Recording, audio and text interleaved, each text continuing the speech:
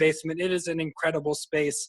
I will do a little 360 for you all to see a stage there, but how big this is, so many possibilities of what to do with it. You mentioned the cafeteria and lunch.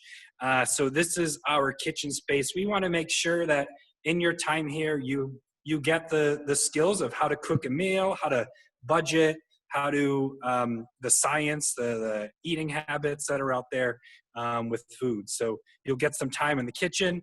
Again, a great space to do a performance, maybe a battle of the bands or a theater performance here. Again, a lot of possibilities of how we could shape this room. Some of my favorite spaces down here, though, this is what we're thinking of as our science room. Another huge space, sinks already in there. There's a vent there.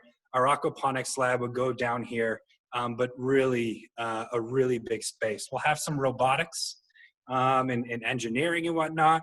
We're thinking the robotics might land over in this back space. There's another kind of cool room here. One of our enrolled students wants to have a school store and is thinking about, well, maybe this could be the school store. But again, a lot of possibilities. You can see came down from the stairs here. I think this is really cool.